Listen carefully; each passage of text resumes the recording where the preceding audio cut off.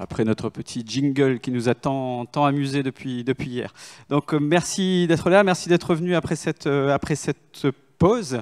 Donc on va accueillir, je ne crois pas qu'on ait eu de duo encore depuis hier, donc notre première présentation en duo et en couple. Donc on a Florence Gillet qui est consultante en gestion des données numériques et Laurent Dennemont qui est consultant, formateur en alimentation durable, maître composteur et j'adore cette expression jardinier du vivant. Je trouve que ça sonne et que c'est extrêmement inspirant.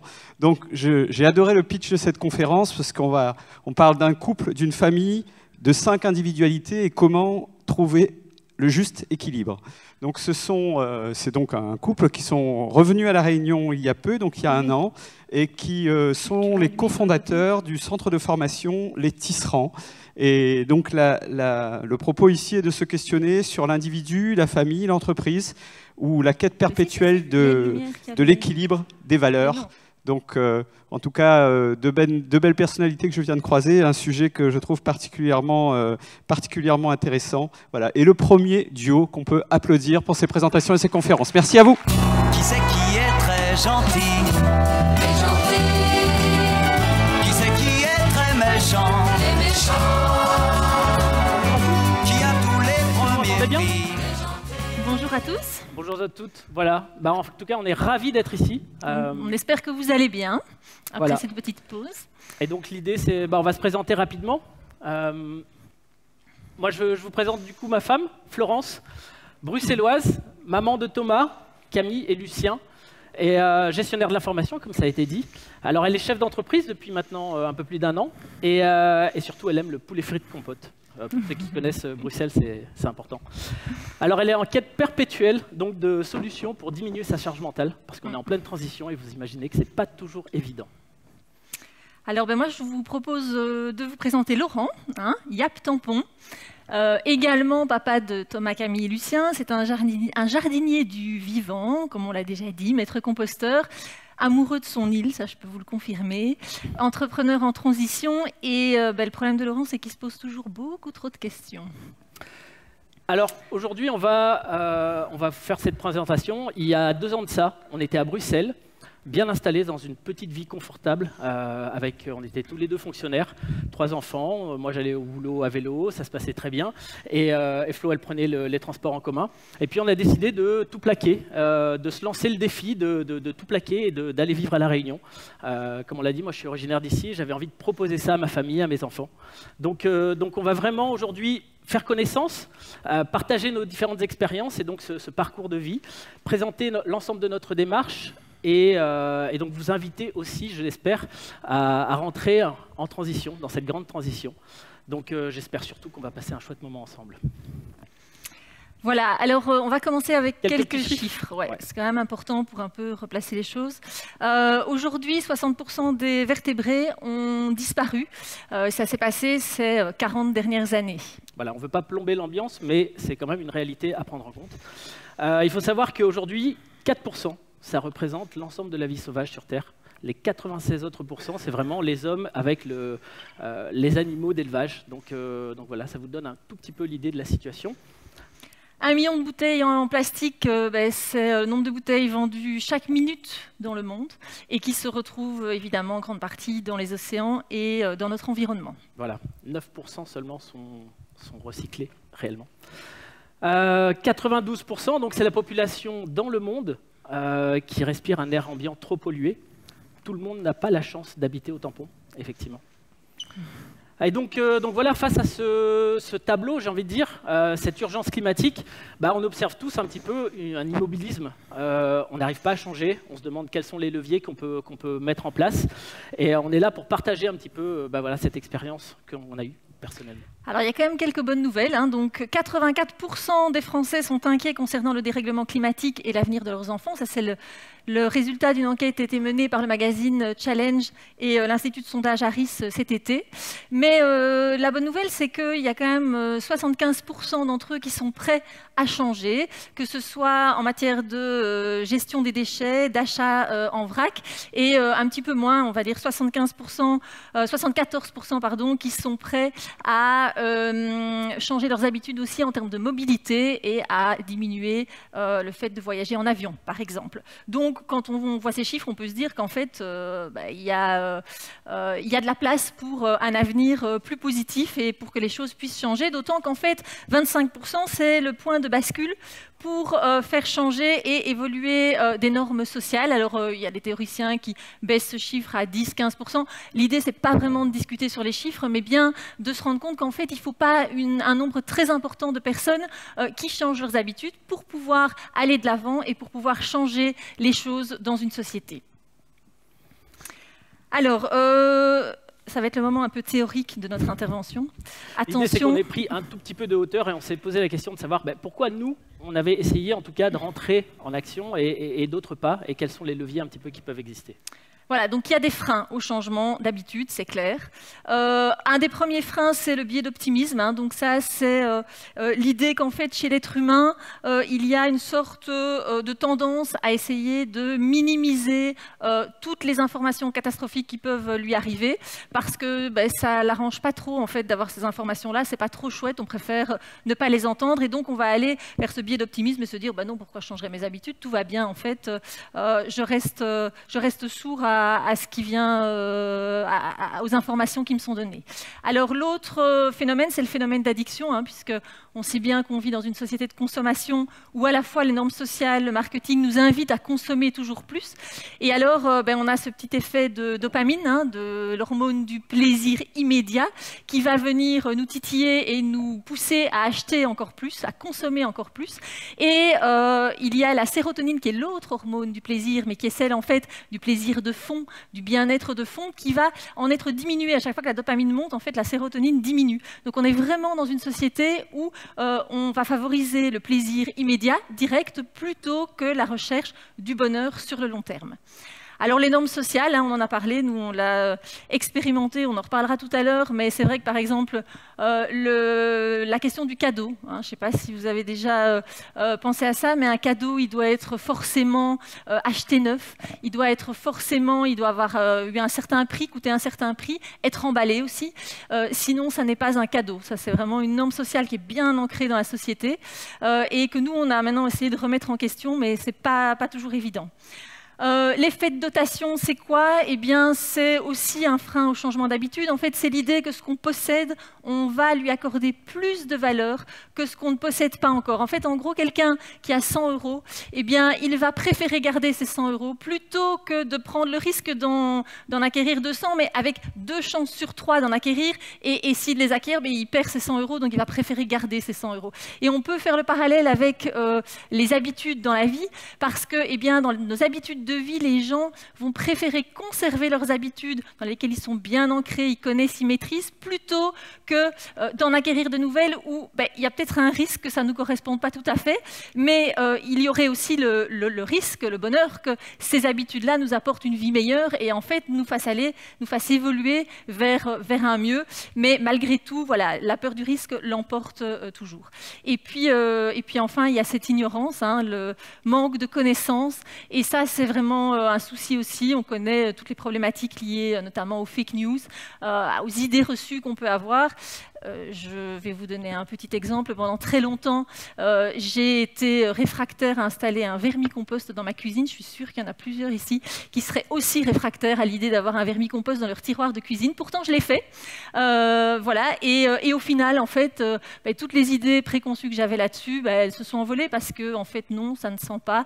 Non, il n'y a pas de mouches qui volent autour. Et voilà, j'ai appris et grâce à ça, j'ai pu avancer. Mais tout le monde n'a pas un maître composteur à la maison. C'est vrai.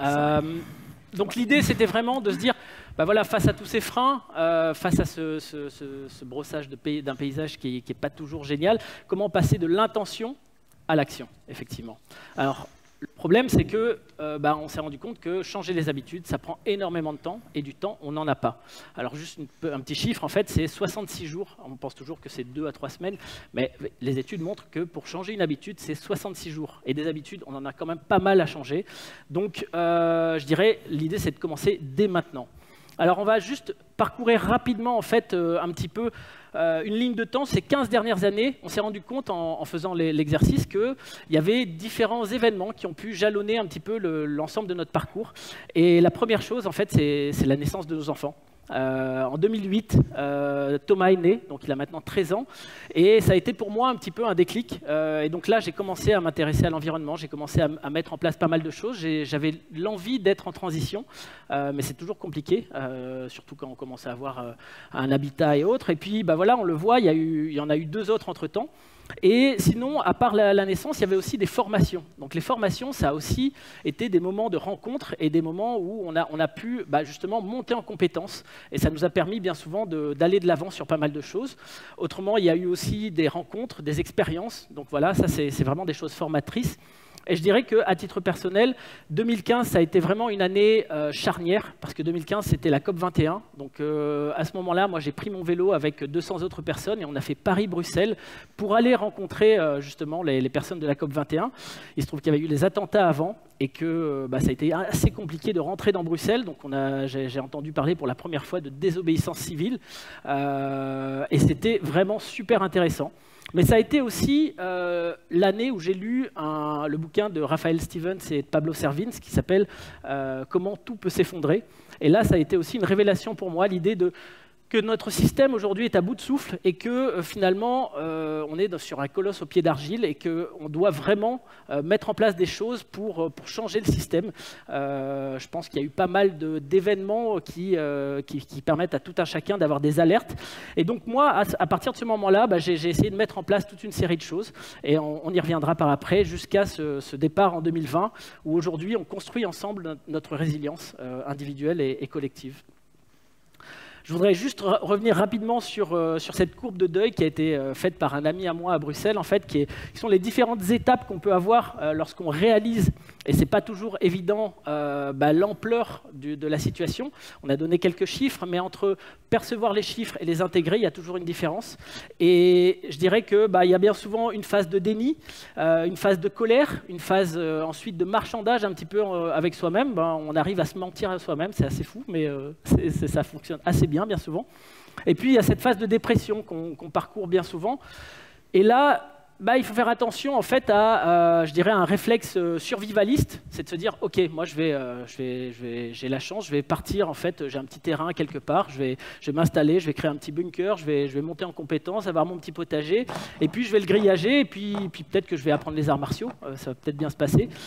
Je ne pense pas que ce soit la solution. Il y a le réflexe aussi aquabontiste, c'est-à-dire, voilà, la situation est telle qu'elle est, je ne sais pas très bien quels sont les leviers sur lesquels je peux appuyer. On n'a qu'à déboucher la bouteille de champagne et puis brûler la bougie par les deux bouts.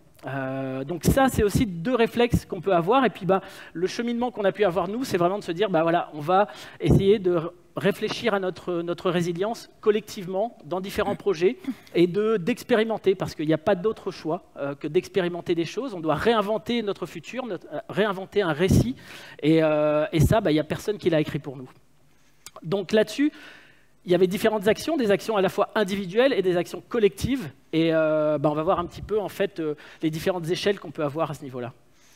Alors, une action individuelle dans laquelle on s'est lancé en 2019 en famille, qui a vraiment été pour moi un déclencheur et même par rapport à ma vie professionnelle actuelle, ça a été le défi Rien de neuf en 2019. Donc en quoi est-ce que ça consistait? C'était l'idée de ne rien acheter de neuf entre le 1er décembre et entre le 1er janvier et le 31 décembre 2019. Donc ne rien acheter de neuf, ça voulait dire acheter évidemment en seconde main, emprunter, réparer, louer. Donc essayer d'explorer toutes les façons de consommer autres que le simple achat, la simple simple consommation directe à laquelle on était habitué.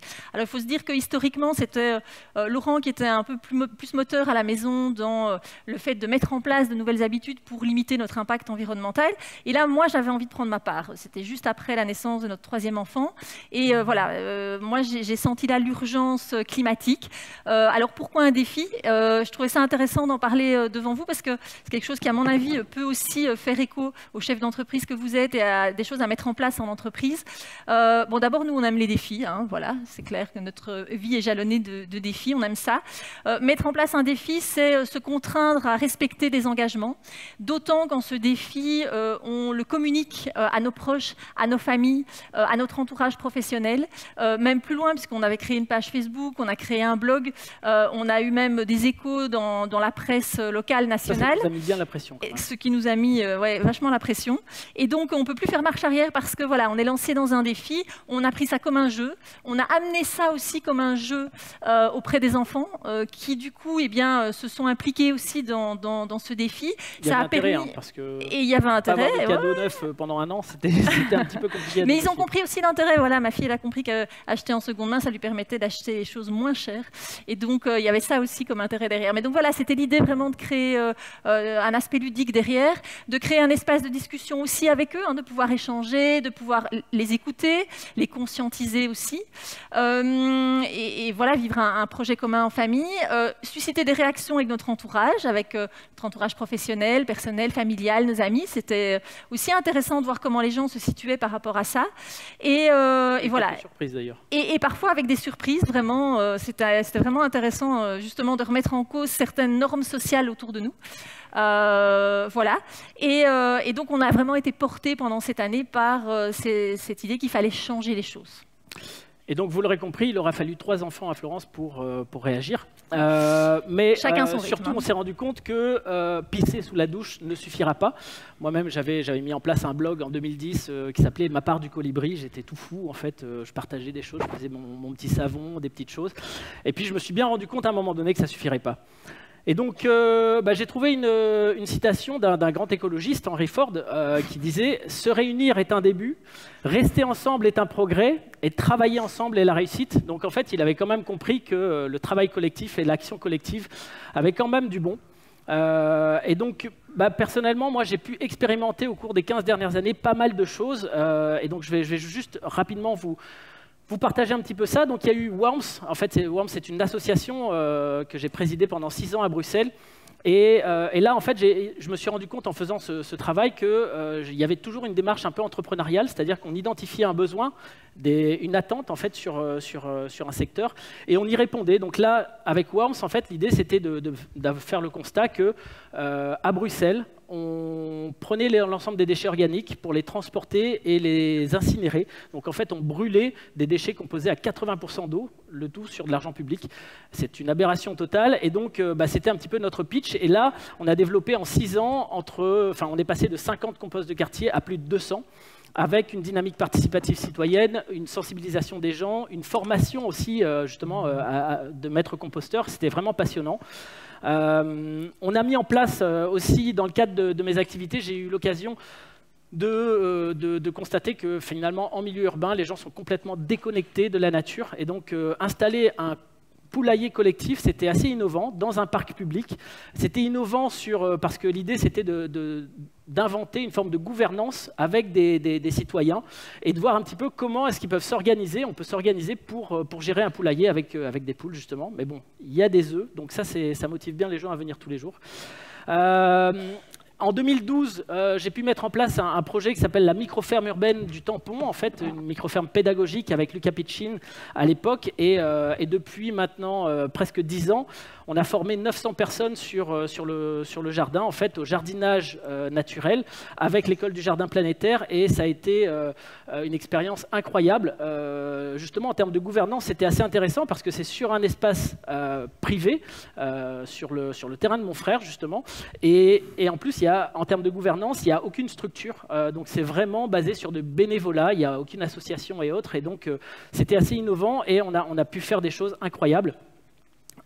Et puis ensuite, Refresh. Refresh, ça a été pour moi aussi un véritable, et c'est comme ça qu'on le présente, que je l'ai présenté pendant 4 ans, un véritable laboratoire d'innovation sociale et de résilience urbaine. Donc j'ai eu la chance en 2015 de faire un MOOC HEC sur entrepreneurs du changement, et j'ai découvert le terme intrapreneurship. Et j'ai pu, dans ce cas-là, en fait, alors que je travaillais à la commune d'Ixelles, développer un projet. Donc j'ai été mise à disposition d'une association pour développer ce projet, donc une cantine de quartier qui fait de l'insertion professionnelle en cuisine et qui développe toute une série de projets autour de la récup d'invendus, de l'alimentation durable, de l'agriculture urbaine. On pourra en rediscuter si vous voulez. Et donc, le domaine des possibles était énorme et on a fait plein de choses pendant 4 ans. Et donc, vous comprenez qu'on a quitté tout ça pour aujourd'hui venir à La Réunion. Et je dirais que ce qui a guidé toujours en fait notre action, ça a été pour moi en fait effectivement les valeurs de la permaculture, c'est-à-dire prendre soin de la terre d'abord, prendre soin des hommes et générer une forme d'abondance pour pouvoir mieux la redistribuer par l'après. Donc ça a été, ça a l'air simple comme ça, mais c'est vrai que c'est des choses qui nous ont vraiment portés au quotidien et qu'on essaye aujourd'hui d'implémenter dans notre vie personnelle et privée. Alors, ce qu'on a vraiment donc constaté avec toutes ces années d'expérience, c'est que trouver une cohérence entre notre vie personnelle et notre vie professionnelle, c'était pas toujours évident. Moi qui ai effectivement fait des études dans le numérique, qui bosse dans le numérique et qui me rend compte de l'impact du numérique sur la planète aujourd'hui, il a fallu que je retrouve mon chemin là-dedans. Et on voit bien qu'aujourd'hui, les individus sur le marché du travail, ils ont besoin de donner du sens à leur travail. Qu'aujourd'hui, il ne suffit plus, en fait, un travailleur n'est plus seulement un travailleur, on se rend bien compte que c'est un individu aussi, qu'il ne suffit plus aux chefs d'entreprise d'engager les travailleurs, qu'il faut aussi qu'ils les conservent, qu'ils puissent conserver la main-d'œuvre en interne. Et on entendait justement à la radio ce matin le président du MEDEF qui parlait de 4 millions d'Américains qui ont quitté leur job suite à la crise sanitaire. On appelle ça le phénomène de la grande démission, et qui aujourd'hui ont quitté leur job parce qu'ils ne s'y retrouvaient plus, parce qu'il n'y avait plus suffisamment de valeur. Et donc, on pense qu'il y a vraiment un challenge aujourd'hui pour les entreprises d'arriver à redonner dans le travail plus d'authenticité, d'autonomie, de respect de l'environnement, de l'humain. Et je voulais juste amener cette idée d'un juriste belge qui a été en fait rapporteur à l'ONU autour de l'alimentation, qui s'appelle Olivier de Scutter, et qui avait amené cette idée de mettre en place ce qu'on appelle l'objection de conscience écologique. Donc, comme il y avait l'objection de conscience militaire à l'époque, qui permettait à quelqu'un qui ne voulait pas faire son service à l'armée parce qu'il avait une idéologie pacifiste de renoncer et de proposer autre chose. C'est cette idée que dans les entreprises, il puisse y avoir, dans le monde du travail, il puisse y avoir cette objection de conscience écologique qui permette aussi à un travailleur de refuser de prendre l'avion éventuellement pour aller à un colloque, à une conférence, parce que ça entre en contradiction avec ses valeurs et qui ne s'y retrouve pas dans la cohérence entre ses valeurs personnelles et professionnelles. Alors, on l'a vu, l'environnement est complètement incertain. Crise climatique, économique, sociale, environnementale.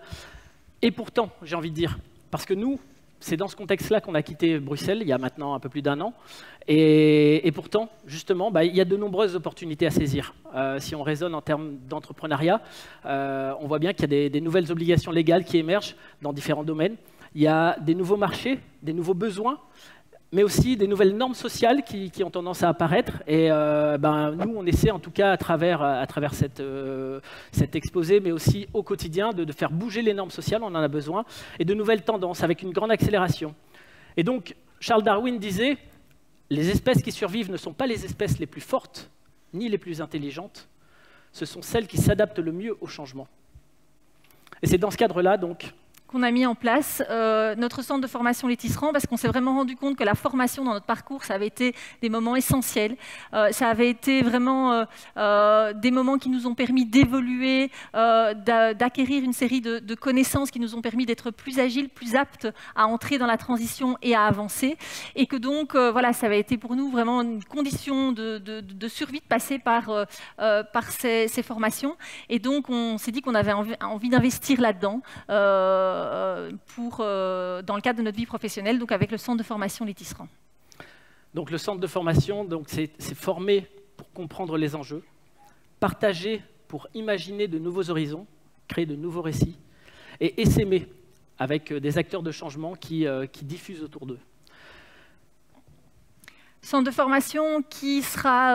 alors pour l'instant, on a des thématiques en place, mais en fait, l'idée, c'est vraiment d'avoir un réceptacle qui soit là, une structure qui soit là pour accueillir encore d'autres thématiques après. Donc on a des thématiques qui sont liées à nos compétences dans le numérique, dans la gestion des déchets. On a une associée qui, elle, est plutôt sur les questions de gouvernance partagée, participation citoyenne, petite enfance. Et en fait, voilà, notre objectif est d'ouvrir la communauté et d'avoir des formateurs qui viennent nous rejoindre sur d'autres thématiques liées à la transition, parce qu'on n'est pas uniquement sur la transition environnementale, mais aussi sur toutes les formes de transition dont notre société a besoin, c'est-à-dire la transition à la fois managériale, économique, écologique, relationnelle. Enfin voilà, il y a beaucoup de chantiers qui peuvent être mis en place pour aller vers une société qui apporte plus de bonheur aux individus. Voilà, et qu'est-ce qu'on peut retenir finalement de tout ça, de toute cette expérience? On a essayé de synthétiser un petit peu, et donc comment changer nos comportements pour être à la hauteur des défis qui se dressent devant nous. Donc moi, j'ai un petit peu listé ça. Donc c'est cesser de se mentir déjà et affronter la réalité. Prendre des engagements personnels, ne pas rechigner à s'investir vraiment personnellement. L'investissement, je crois que c'est important, que ce soit dans le monde du travail, dans sa vie personnelle, il faut, et dans ses valeurs, il faut s'investir. Faire preuve d'exemplarité, notamment en entreprise. On sait que l'ensemble des services publics y sont soumis normalement, mais derrière, justement, on a besoin de personnes moteurs et de structures moteurs. Alors, qui dit faire preuve d'exemplarité veut dire aussi évidemment communiquer, parce que c'est bien de faire sa petite pote-pote dans son coin, mais si on veut être exemplaire, il faut communiquer, il faut transmettre, il faut faire en sorte que voilà, ce qu'on est en train de mettre en place puisse faire des petits ailleurs et qu'on y arrive comme ça tous ensemble.